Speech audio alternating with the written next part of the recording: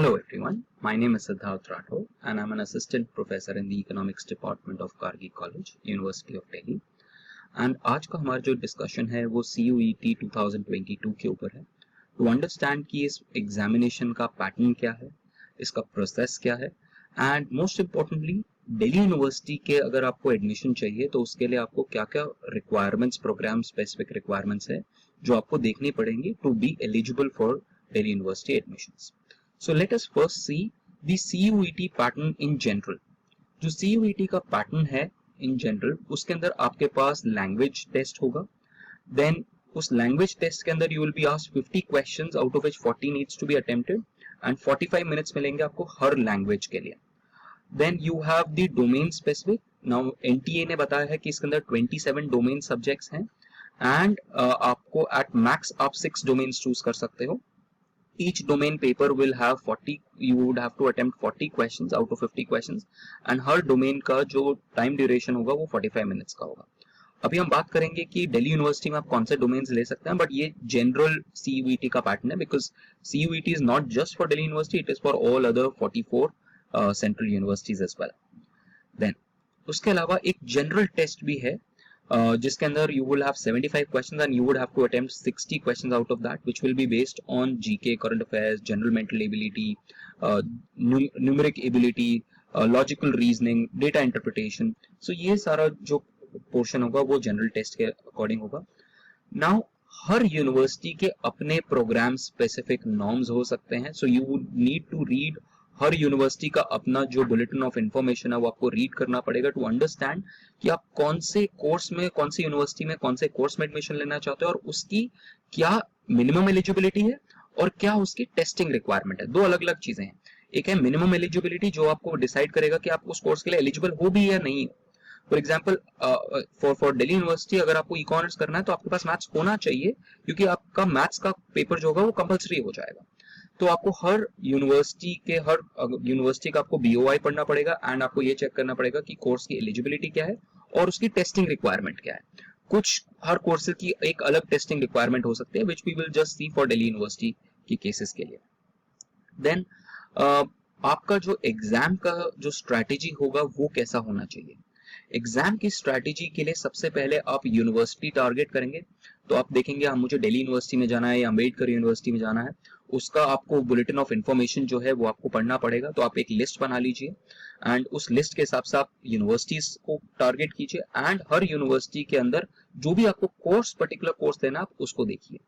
तो हर यूनिवर्सिटी का अपना एक कोर्स का एक कॉम्बिनेशन होगा जिसको आपको फॉलो करना पड़ेगा एंड उसकी मिनिमम एलिजिबिलिटी चेक करनी पड़ेगी। I'll give you an example. Suppose आपको इको ऑनर्स करना है दिल्ली यूनिवर्सिटी से, तो इको ऑनर्स को करने के लिए दिल्ली यूनिवर्सिटी के लिए आपके पास मैथमेटिक्स होना जरूरी है, एक लैंग्वेज आपको लेना पड़ेगा और उसके अलावा 2 और सब्जेक्ट्स आपको जो लिस्ट जिसकी हम बात करेंगे उसमें से आपको चूज करना होगा। तो ये आपकी रिक्वायरमेंट है for Delhi university. Similarly her course की अपनी एक रिक्वायरमेंट हो सकती है पर्टिकुलर यूनिवर्सिटी से एंड अगर आपकी मिनिमम एलिजिबिलिटी मीट नहीं कर रही है तो आपका जो भी स्कोर आएगा वो यूजलेस हो जाएगा। And finally you need to see कि उसकी टेस्टिंग रिक्वायरमेंट क्या है। जैसे अगर आप दिल्ली यूनिवर्सिटी से BBA करना चाहते हैं, BBE करना चाहते हैं, तो उसकी टेस्टिंग रिक्वायरमेंट है कि एक लैंग्वेज चाहिए, एक आपको मैथमेटिक्स का पेपर कंपलसरी है और तीसरा आपको जनरल टेस्ट देना होगा। ये दिल्ली यूनिवर्सिटी के BMS, BBA, FIA की रिक्वायरमेंट है।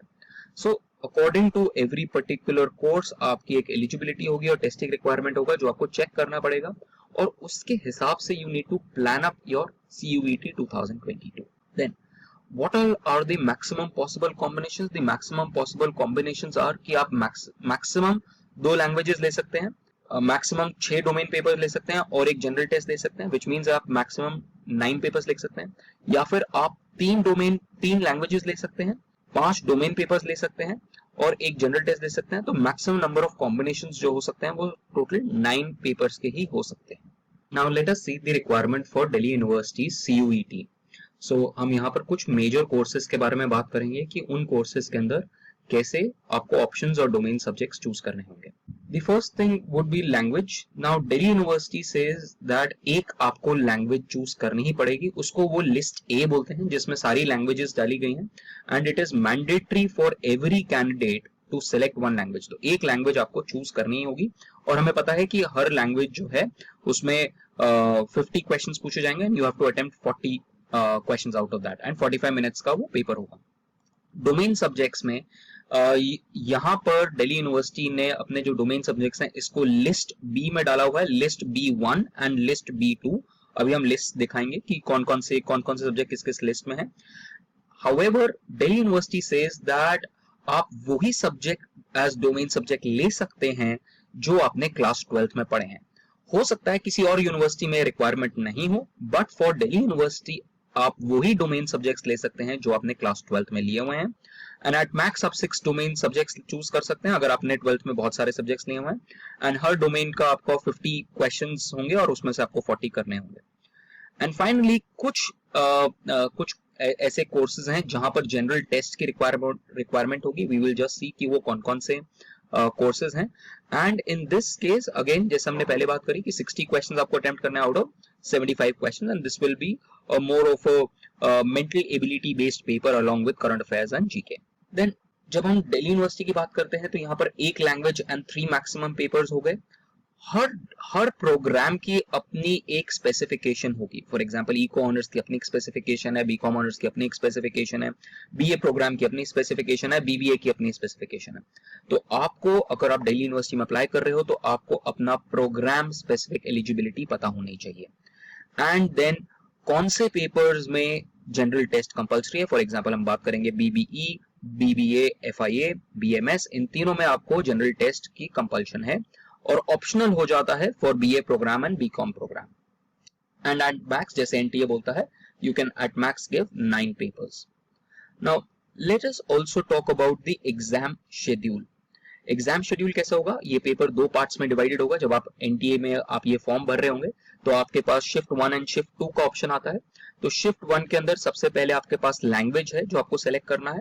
फॉर एग्जांपल मैं अगर कॉमर्स विद मैथ्स का स्टूडेंट तो मैंने इंग्लिश सपोज लिया हुआ है, तो इंग्लिश का मैं पेपर यहाँ भरूंगा. 45 मिनट्स का पेपर, हर क्वेश्चन के 5 मार्क्स. रिमेंबर यहाँ पर नेगेटिव मार्किंग भी है, अगर आपको कोई क्वेश्चन गलत हुआ तो आपको -1 मिलेगा. एंड 200 मार्क्स, 40 क्वेश्चंस करने हैं, 5 marks for each question, 200 marks का ये पेपर हो गया आपका. उसके बाद आपको 2 डोमेन सब्जेक्ट्स चूज करने हैं जो आपने क्लास 12th में पढ़े होंगे. As you know Delhi University आपने ये एक स्पेसिफिकेशन लेके आया हुआ है.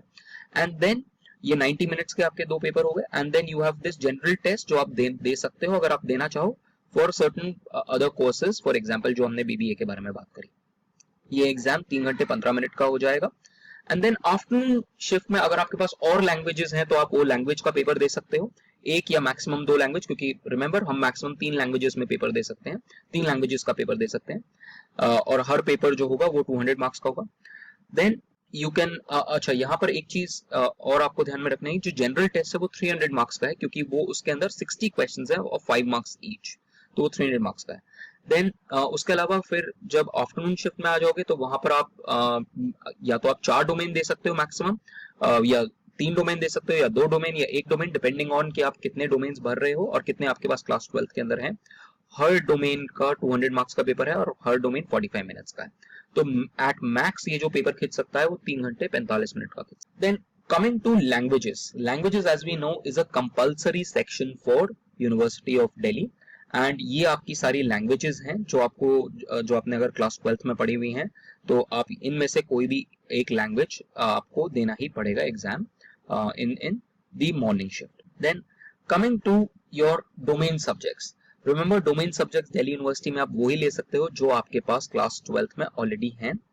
एंड ये आपके लिस्ट B1 के 18 सब्जेक्ट्स हैं जो अवेलेबल हैं, एंड ये आपके पास लिस्ट B2 के 9 सब्जेक्ट्स हैं जो आपके पास अवेलेबल है. नाउ ये जो लिस्ट है ये आपको ध्यान से देखनी पड़ेगी before filling up your forms, because कई बार कॉम्बिनेशन आपको लेना पड़ेगा. अगर आपके पास ये सारे सब्जेक्ट्स हैं लिस्ट B2 के तो आप कंबाइन कर सकते हो लिस्ट B1 के साथ.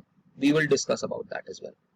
और तीसरा जो आपका सेक्शन है वो जनरल टेस्ट है. As you know, as I just told you कि कई कोर्सेज के लिए दिल्ली यूनिवर्सिटी के लिए वो कंपल्सरी है और कई कोर्सेज के लिए वो ऑप्शनल है. कंपल्सरी है बीबीई के लिए, बीबीए एफआईए के लिए, बीएमएस के लिए, बीए प्रोग्राम, बीकॉम प्रोग्राम के लिए ये ऑप्शनल है। नाउ कमिंग टू ह्यूमैनिटीज के कुछ सब्जेक्ट्स पिकअप कर लेते हैं जो काफी पॉपुलर हैं। For example psychology honours, applied psychology honours, history honours, political science honours, philosophy honours. Typically a lot of students जो यूपीएससी करना चाहते हैं वो मेरे पास यूजुअली आते हैं कि अच्छा ये कैसे कोर्सेज हैं, और इनकी रिक्वायरमेंट काफी ज्यादा हाई रहती है for competitive examinations as well, apart from other interest, if you have interest in these particular areas.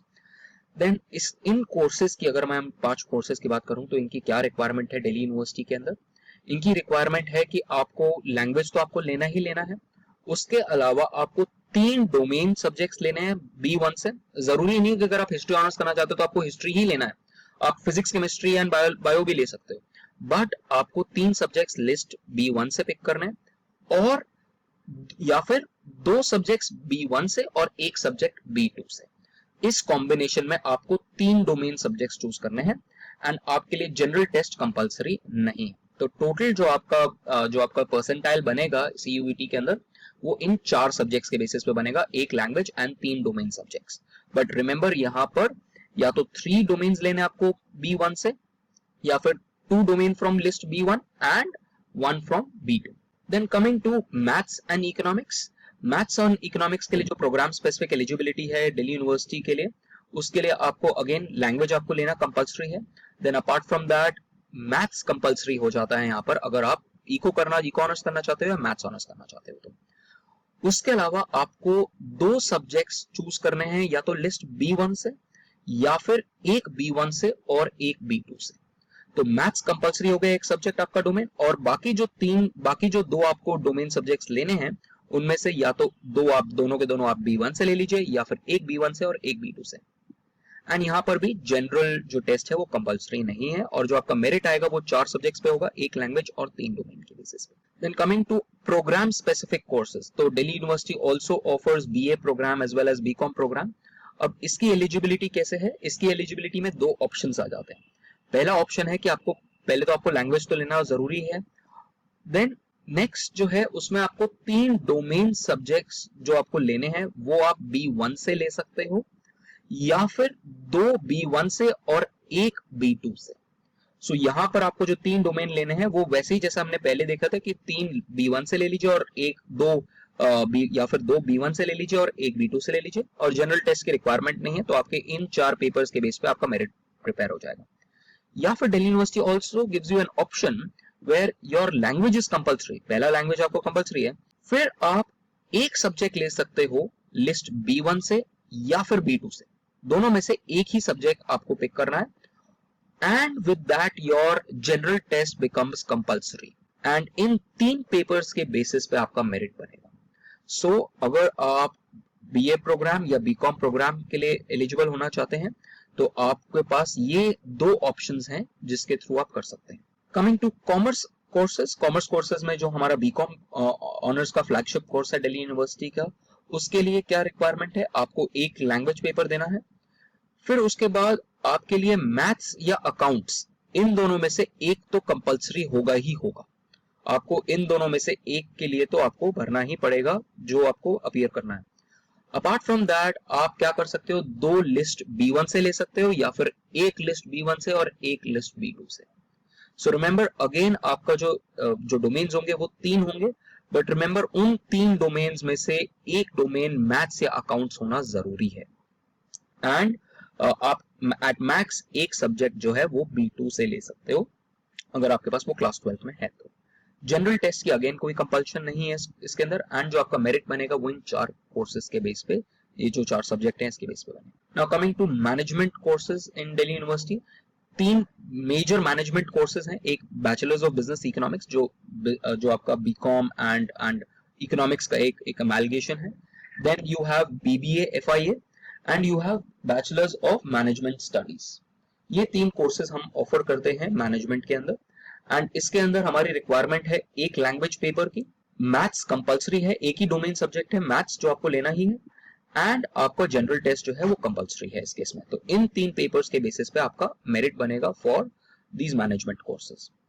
And finally coming to science specific courses में यूजुअली आपको पहले तो आपको हर पर्टिकुलर कोर्स के लिए अपना BOI देखना है, एंड यूजुअली जो है वो दो ही ऑप्शंस हैं, या तो PCB plus 30% in your language subject और PCM plus 30% in your language subject. तो आपको लैंग्वेज देना तो जरूरी है और उसमें 30% मार्क्स आपके मिनिमम है, और उसके साथ में या तो कुछ साइंस कोर्स PCB मांगते हैं, कुछ साइंस कोर्स PCM मांगते हैं। फॉर एग्जांपल फिजिक्स ऑनर्स जो है वो PCM मांगता है, केमिस्ट्री ऑनर्स जो है वो PCM मांगता है, बट बॉटनी ऑनर्स जो है वो PCB मांगता है, और उसमें भी कुछ ऑप्शंस हैं। तो I urge you to go through the science BOI of Delhi University to see each particular program and its eligibility requirement. Ideally आपको अपना CUET इस तरीके से स्ट्रेटेजाइज करना चाहिए कि आपको अपना गोल चूज करना चाहिए कि आप कॉम्पिटेटिव एग्जाम्स के अंदर जाना चाहते हैं, रिसर्च के अंदर जाना चाहते हैं, कॉर्पोरेट जॉब के अंदर जाना चाहते हैं, या कोई प्रोफेशनल कोर्स करना चाहते हैं।